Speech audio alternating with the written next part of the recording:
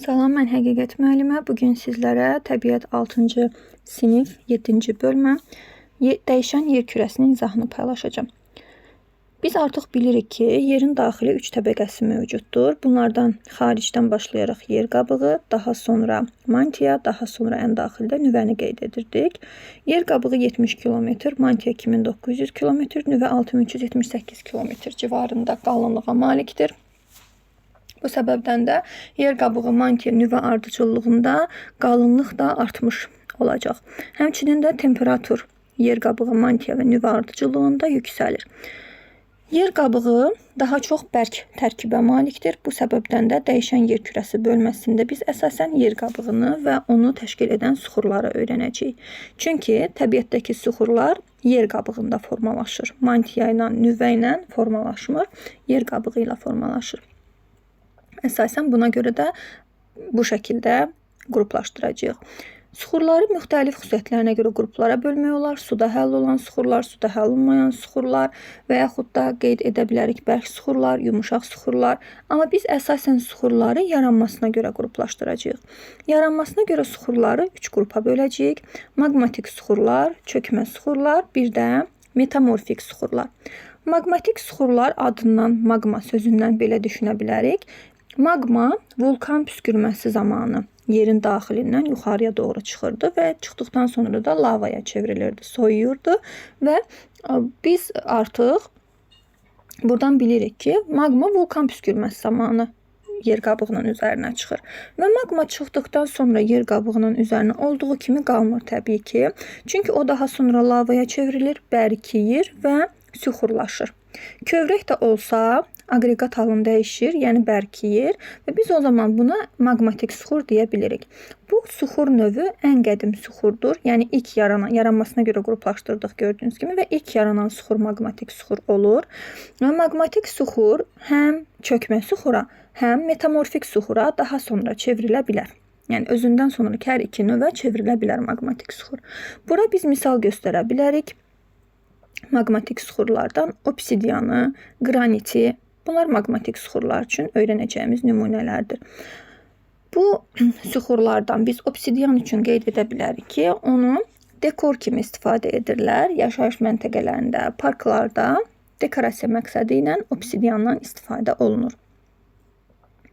Demək ki, maqmatik suxur necə yarandı? Vulkan püskürməsi zamanı yerin daxili təbəqəsindəki maqma yer qabığından xaricə açılır, tökülür və bu maqma soyuyur və soyuduqdan sonra maqmatik suxura çevrilir.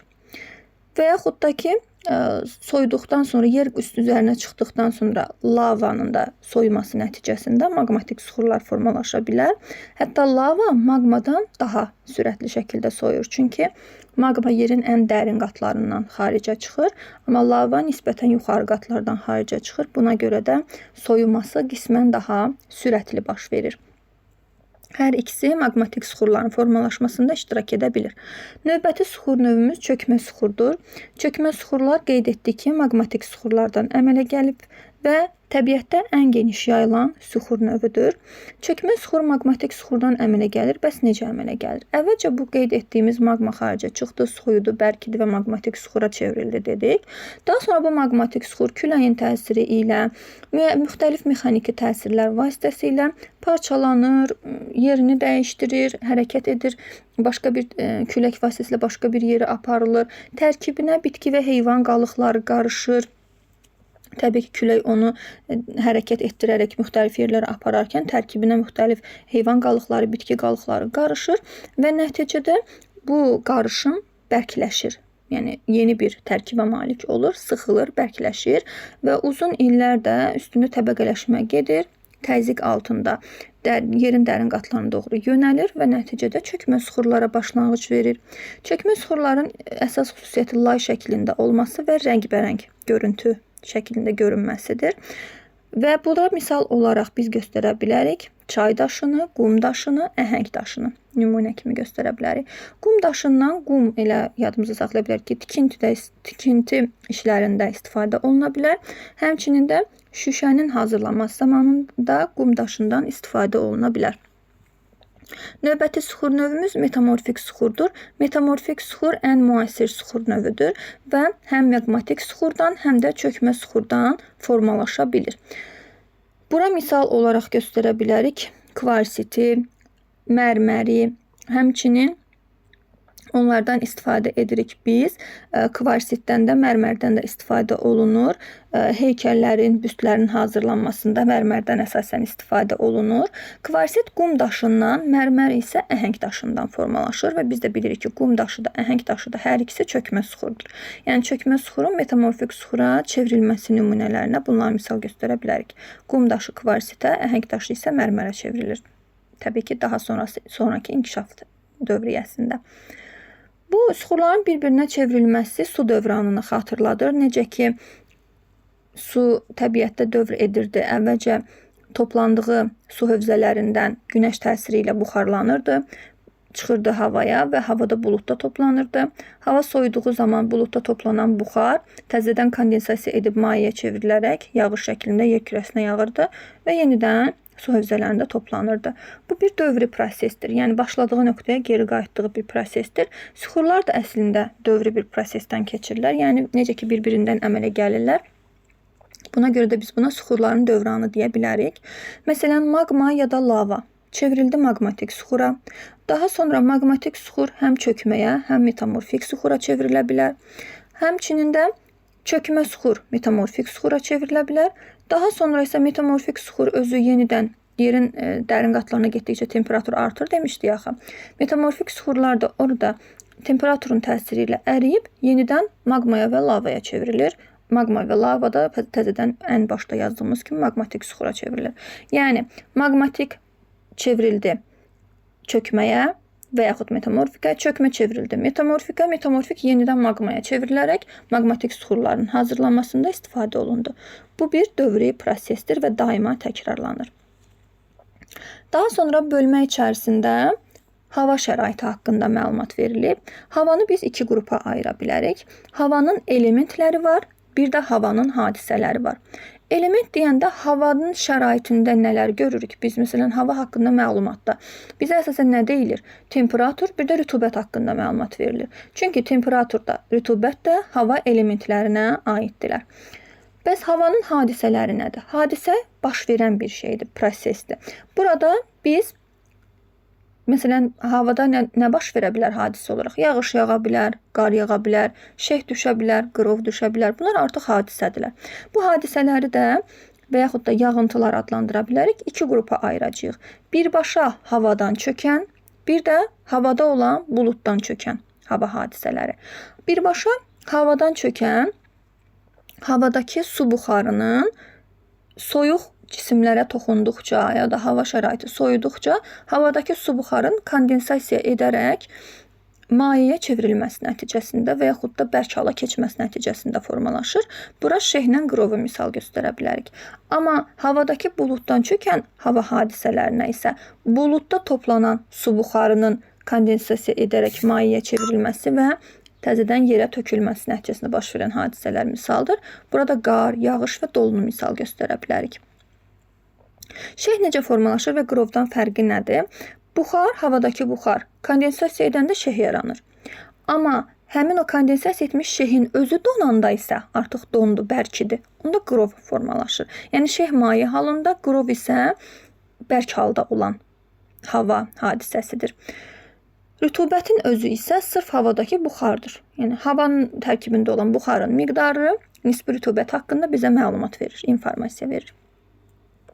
Daha sonra davam edirik aşınma hadisəsi haqqında.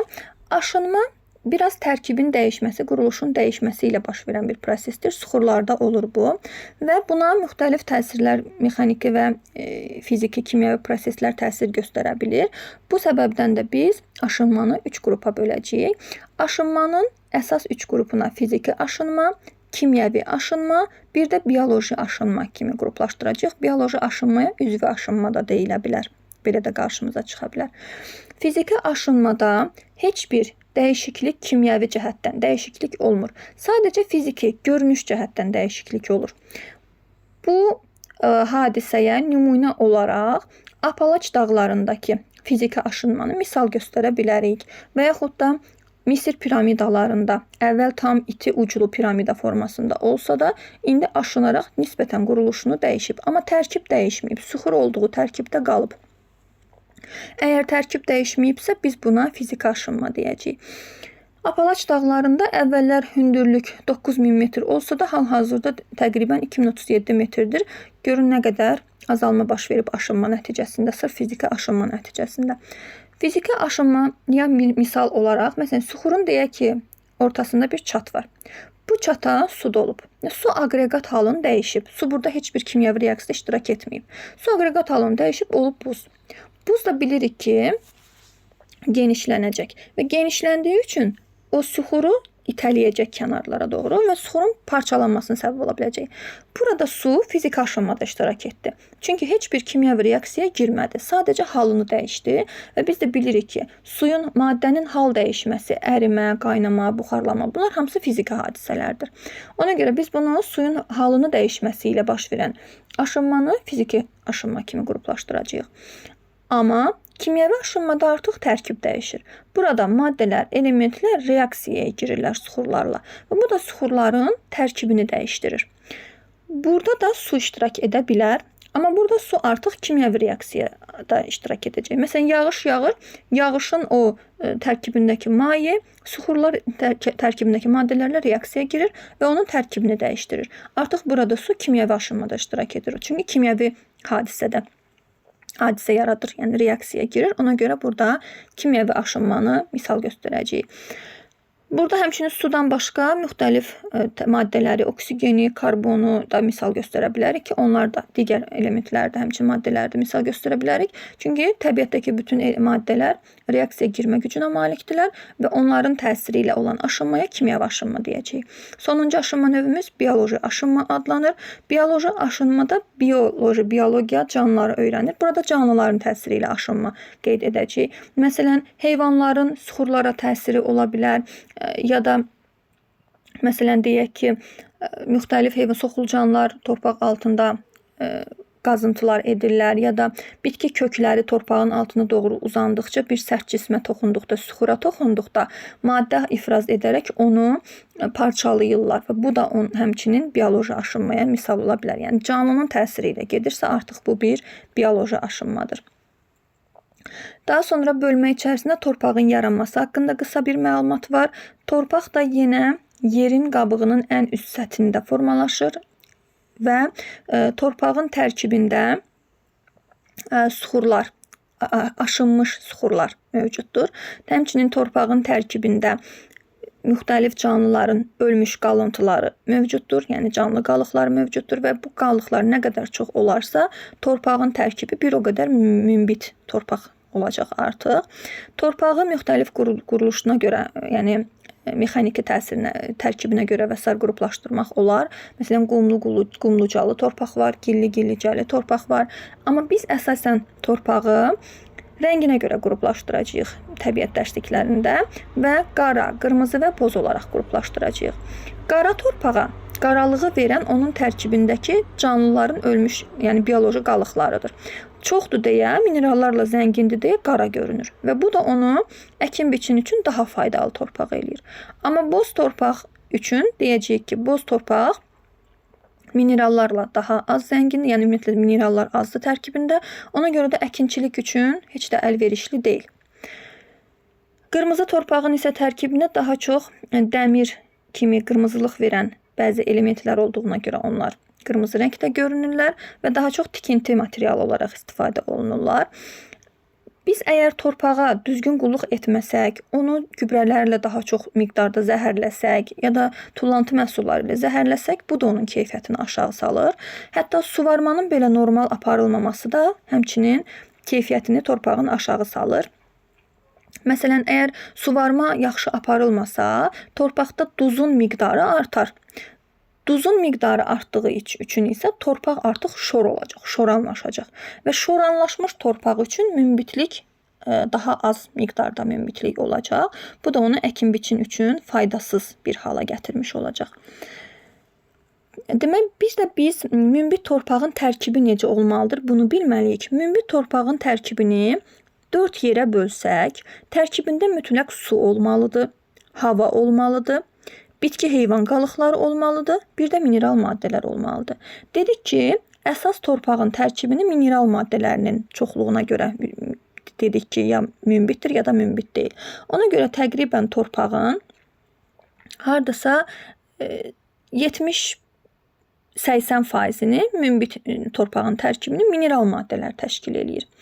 Amma yəni külli miqdarda hissəsini mineral maddələr təşkil edir. Amma ümumi götürdüyümüz zaman 4 yerə böldükdə suyun və havanın faiz miqdarını təqribən 25% olmaqla qruplaşdıracağıq. Təqribən bir 10% bitki və heyvan qalıqları, bir 40% də mineral maddələri faiz etibarı ilə qruplaşdıra bilərik. Yəni münbit torpağın tərkibində dedik ki, nələr olacaq? Münbit torpağın tərkibində su təqribən 25%. Daha sonra qeyd etdik hava yenə təqribən 25%. Həmçinin sonra qeyd etdik bitki və heyvan qalıqları.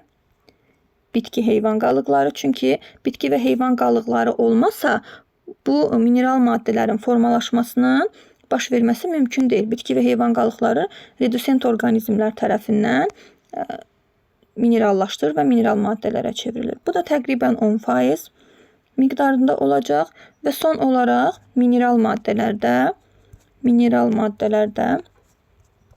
təqribən 40% təşkil edəcək ki, biz bu torpağa münbit torpaqdır deyə bilək. Bölmə haqqında deyəcəklərim bu qədər. Sağ olun.